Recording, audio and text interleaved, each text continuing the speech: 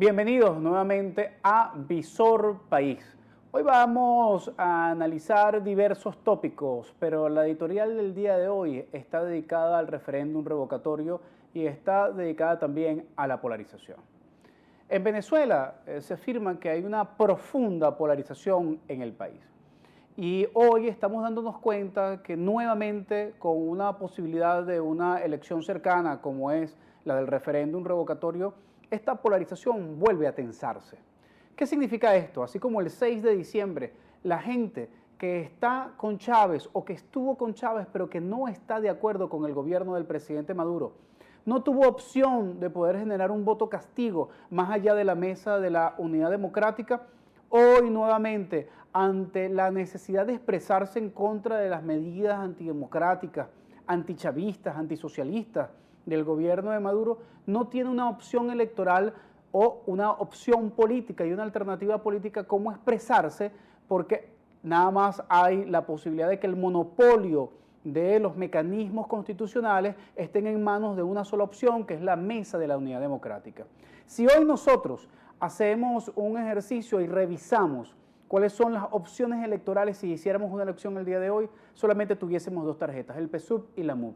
Pero la mayoría de la población venezolana se mueve en una franja mucho más extensa y mucho más amplia y plural que el simplismo de decir que estamos de un lado o estamos del otro. Vamos a pedir una gráfica de un estudio que hizo la Universidad Católica Andrés Bello a mediados del año pasado. Y la tomo del año pasado porque esto no solamente se mantiene, sino que está reforzada en relación con las cifras. Y vamos a observar que más del 50% de las personas consultadas se identificaron fuera de los polos políticos tradicionales. Y además vemos cómo los que están resteados con la MUD es un 29,5%, los resteados con Maduro 15,4%, pero los que son oposición que no están con la MUD son 13,3% y los chavistas no maduristas 16,4%. Y hay un territorio de todos los políticos son iguales en los eternos niní de un 25,3% que también votan, por cierto. Entonces, si nosotros sumamos ese 25 más el 13 más el 16, nos vamos a dar cuenta que hay más de un 50% de la población venezolana que no se identifica con las cúpulas, no es un voto duro ni del madurismo, ni es un voto duro de la mesa de la Unidad Democrática. ¿Esto qué expresa? Esto expresa de manera concreta que hoy el sistema electoral no representa la realidad de lo que es la diversidad y la pluralidad del espectro político venezolano, que lamentablemente no está permitiendo generar la expresión concreta de sectores políticos que están buscando alternativas o que están buscando plantear propuestas fuera de la polarización. Y esto es grave porque resulta ser que la mesa de la Unidad Democrática, que está tratando de luchar o dice tratar de luchar contra el PSUV por el criterio de autoritarismo, resulta ser que es el mayor benefactor de la polarización.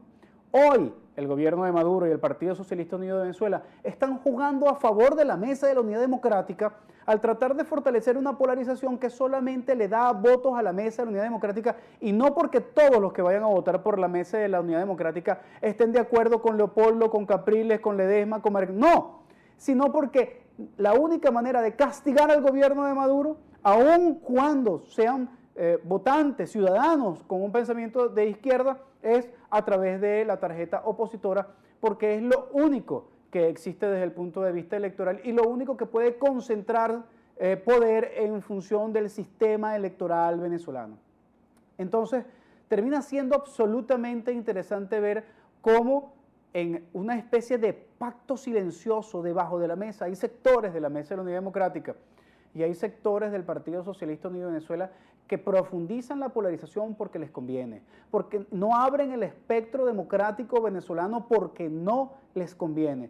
Y no les conviene porque no están permitiendo el fundamental principio de la Constitución del 99, que es la democracia participativa.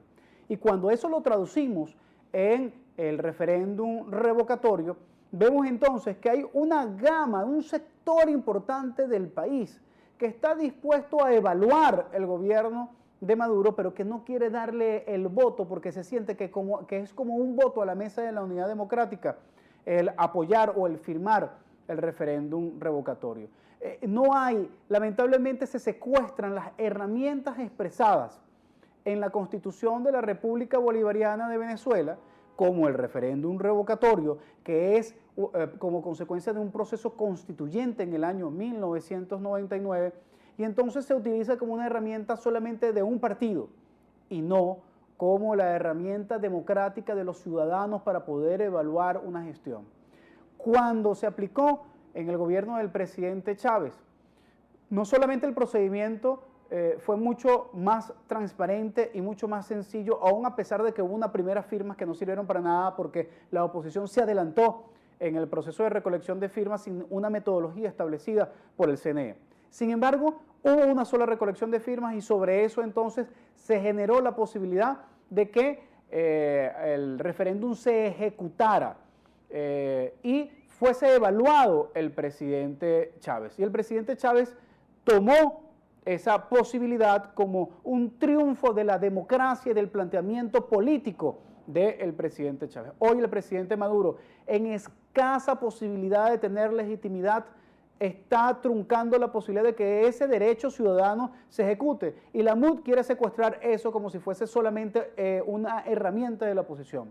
Ojalá podamos reflexionar sobre la posibilidad de asumir eso como una herramienta profundamente democrática, profundamente política, de democracia participativa y protagónica, y libremente podamos nosotros tomarnos la libertad de evaluar la gestión del presidente Maduro sin la presión de que eso signifique sentirse de la mesa de la unidad democrática ni sentirse del Partido Socialista Unido de Venezuela, sino a favor de la democracia.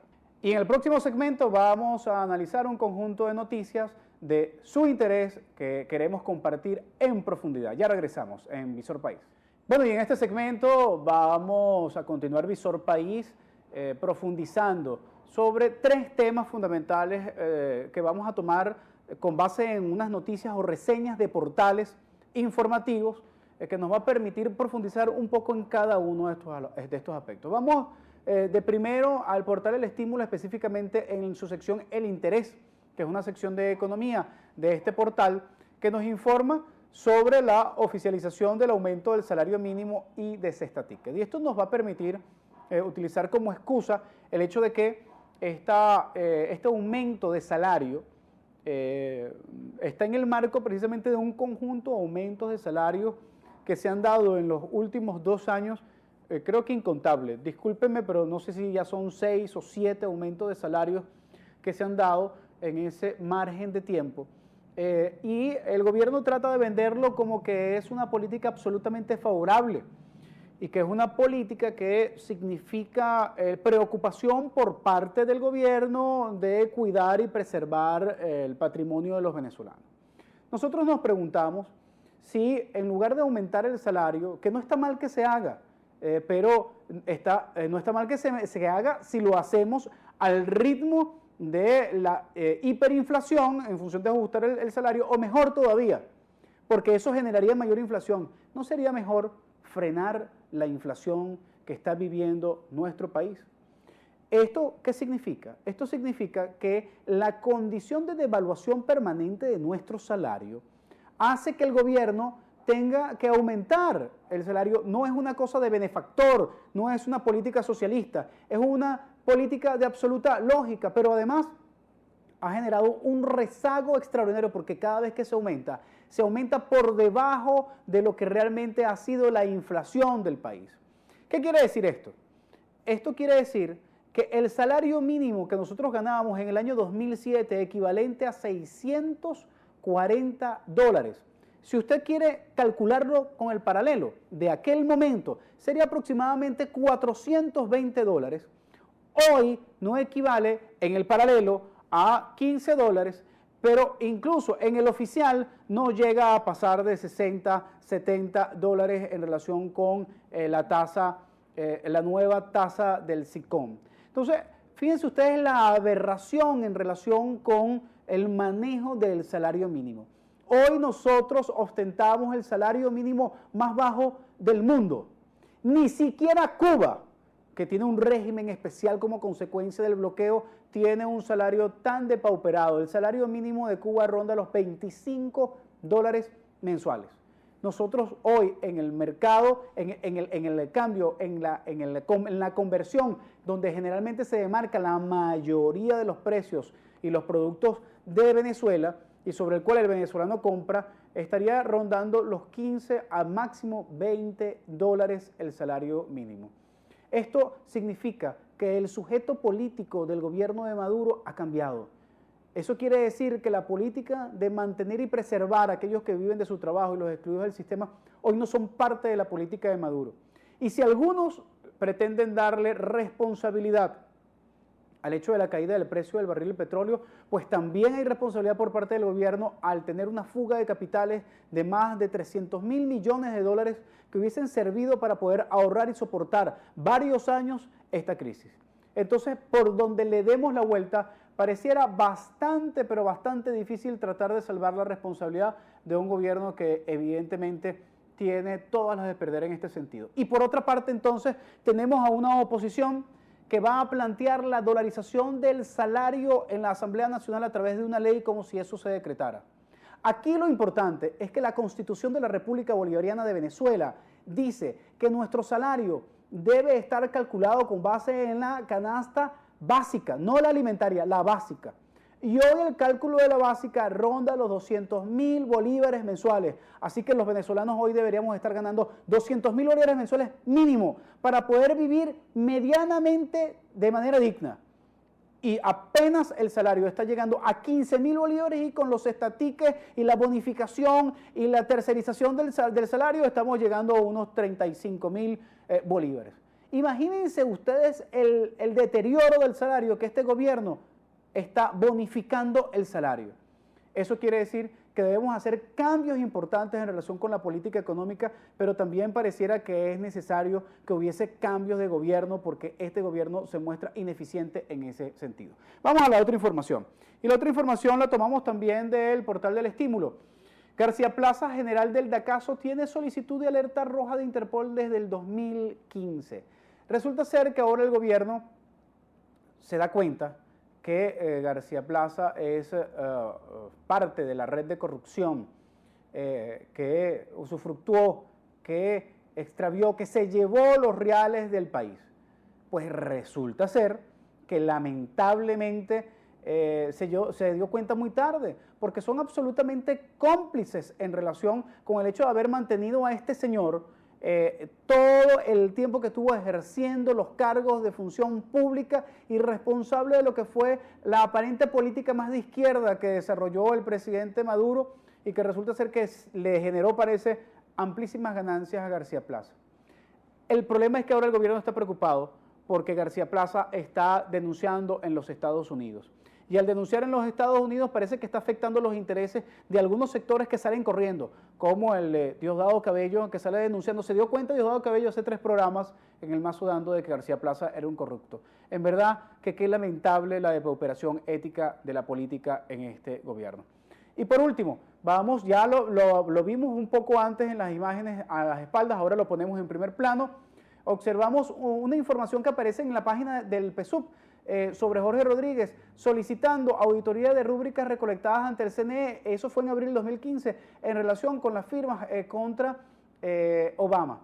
Le decimos a Jorge Rodríguez, estamos de acuerdo con que ustedes hayan pedido auditoría, por cierto, que tardó apenas 2 días en desarrollarse por parte del CNE en aquel momento. Estamos de acuerdo con que usted pida auditoría también de las firmas que se acaban de recoger por parte de la MUT para poder optar a recoger la firma del revocatorio. Pero también estamos de acuerdo y exigimos que usted se pronuncie en relación con la necesidad de hacer auditoría a Cadivi, a Sencoex, a Corpoelec y a todos los que han despilfarrado los recursos del país. En el próximo segmento vamos con una entrevista a Carlos Carcione. Ya regresamos. Y en este tercer segmento vamos a hacer una entrevista con 360 grados, así como aspiramos proyectar a este programa Visor País. Y en este sentido vamos a entrevistar a Carlos Carcione. Carlos Carcione es miembro del equipo operativo nacional de Marea Socialista. Marea Socialista es una organización que se distancia del PSUV, que se distancia de la Mesa de la Unidad Democrática y que está tratando de erigirse como una opción o una alternativa, un nuevo referente político, una organización que trate de sintetizar el descontento en relación con esas cúpulas y desde la izquierda tratar de plantear alternativas al país. En esta entrevista tocamos varios aspectos, entre una de ellas cuál es la posición de Marea Socialista sobre el referéndum revocatorio y cuáles son las propuestas alternativas al país con base en una editorial publicada por esta organización en aporrea.org, la editorial número 13 referente al revocatorio exactamente y específicamente también sobre el tema de la deuda externa. Sin mayor preámbulo, vamos a escuchar entonces a Carlos Carcione y al final haremos alguna breve conclusión sobre las declaraciones de Carlos Carcione. Adelante. Carlos Carcione de Marea Socialista. Marea Socialista ha publicado recientemente una editorial sobre el revocatorio y también sobre la representación en relación con las cúpulas. Quería saber varias cosas. En primer lugar, al final, Marea Socialista está con el revocatorio, está recogiendo firmas, va a recoger firmas, va a participar en el referéndum. ¿Cómo es el rol de Marea? Bueno, la Marea Socialista defiende el derecho constitucional al revocatorio y cuestiona que haya cualquier tipo de impedimento para que se realice, si se cumplen todos los pasos. Nosotros no vamos a recoger firmas en el tema del revocatorio, pero sí defendemos ese derecho. En el momento de que esté planteado el tema concretamente de la participación, tomaremos la definición de qué vamos a hacer. Mientras tanto, nos parece importante que no haya ningún tipo de impedimento para el derecho de los ciudadanos que acepten esa iniciativa para que puedan realizarla. Nosotros cuestionamos la cúpula de la MUD, lo mismo que la cúpula del PSUV. Nos parece que son cúpulas manipuladoras. En este caso, la MUD hacemos una alerta en el propio editorial a la población, a los ciudadanos que quieran utilizar ese derecho, le hacemos una alerta en el sentido que tengan cuidado con esos dirigentes que hasta ahora no han tomado ninguna decisión favorable al pueblo. Un miembro de Marea Socialista en este momento te está viendo y dice, bueno, entonces, ¿qué hago? ¿Puedo firmar o no puedo firmar? ¿Puedo hacerlo público o no puedo hacerlo público? ¿Cómo podría asumir alguien de Marea Socialista esta postura de Marea en relación con el referéndum revocatorio? Yo creo que el centro de la actividad de los miembros de Marea Socialista es trabajar por la construcción de una alternativa política, nueva, distinta de ambas cúpulas porque no nos representa. Ese es el debate a hacer con la gente que está en la escuela, con la gente que está firmando, con la gente que está... Nosotros no aconsejamos firmar y no rechazamos a la gente que firma. Simplemente que no creemos que lo más importante es esto, empezar a trabajar bien duro por el tema de la conformación de una referencia política que supere a estas cúpulas que no nos representan. Hemos visto tres propuestas desde el punto de vista económico en relación a la situación de la crisis del país que está proponiendo Marea Socialista para después, antes, en el medio y en cualquier circunstancia del referéndum revocatorio. No, estamos atravesando una crisis que en cualquier momento se convierte en humanitaria. Por lo tanto, hay que tomar medidas urgentes y no hay disposición, no muestra ni el gobierno ni la oposición disposición para tomar medidas inmediatas. Están encerradas en un debate más de características ideológicas. Y lo que hay que hacer ahora es resolver el problema del abastecimiento de medicina, de alimentos, la crisis en los servicios de agua y electricidad. Entonces nosotros lo que creemos es que hay forma de conseguir los recursos para resolver eso, que son, en primer lugar, un impuesto especial para todos los capitales fugados del país o que están en el exterior depositados. Planteamos que hay que hacer una auditoría, de todas formas, hasta que se pueda realizar la auditoría de manera inmediata, planteamos un impuesto no menor al 10% para todos esos capitales, lo que significaría unos 30.000 millones de dólares para volcarlo a esta situación de emergencia. Por otro lado, la suspensión de la deuda soberana, la de PDVSA, ahí explicamos que son dos formas diferentes. Y en tercer lugar, el tema de reactivar por lo menos el flujo comercial en el país, que está corriendo también un grave riesgo, y por esa vía planteamos una solución alrededor del problema de las deudas que tiene el Estado sobre el tema del comercio internacional, reconociendo que son parte de del desfalco también, pero creemos que hay que tomar alguna medida de algún tipo. Ahí está planteada en el editorial la propuesta de... Gracias. Una organización política bastante curiosa que tiene como propuesta la libertad de conciencia en relación al hecho del referéndum revocatorio, aún a pesar de ser una organización de izquierda y chavista, y que por otra parte además tiene unos planteamientos económicos para la salida de la crisis que niega la posibilidad de ir al Fondo Monetario Internacional y que por el contrario busca tratar de ubicarse en la posibilidad de obtener los recursos con base en la superación de lo que es la impunidad en el país, tratar de reconquistar los recursos perdidos durante todos estos años, pero además también tratando de ubicar en el plano de la discusión el asunto de la deuda externa del país. Sin duda, traerá mucha cola estos planteamientos y estas discusiones que se están generando en torno a esta organización que trata de erigirse como una organización alternativa, y habrá que ver cuáles son las consecuencias que traerá.